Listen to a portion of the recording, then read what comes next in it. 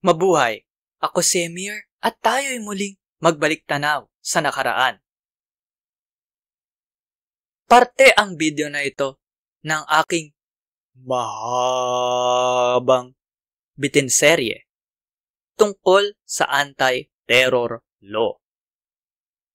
Para panoorin ang buong video, pindutin ang link na nasa end screen o nasa description.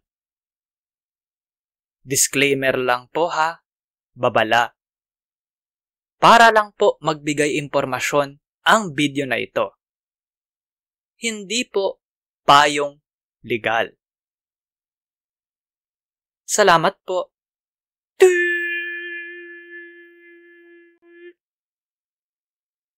Kung nakuha ng labag sa ata, bawal pong tanggapin at bawal gawing patunay sa anumang investigasyon, pagsisiyasat o paglilitis ng hukuman.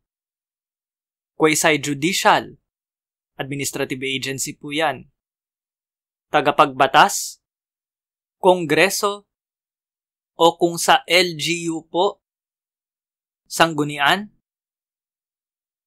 at administratibo, admin agency. Hindi po lahat ng admin agency may quasi-judicial powers. Halimbawa po ang Commission on Human Rights, wala po siyang quasi-judicial powers. Ang kapangyarihan lang po ng CHR ay mag-imbestiga.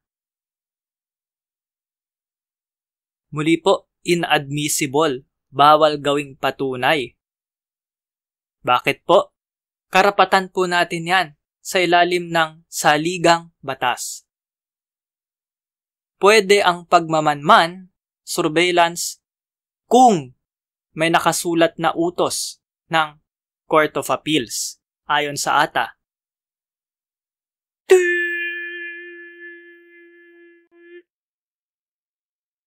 I-like at i-share ang video na ito sa social media.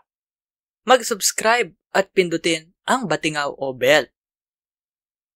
Panoorin ang iba pang Emir's Bitin, baliktanaw/inhindsight. Suportahan ang palabas sa Patreon, sa PayPal, o magbigay ng crypto.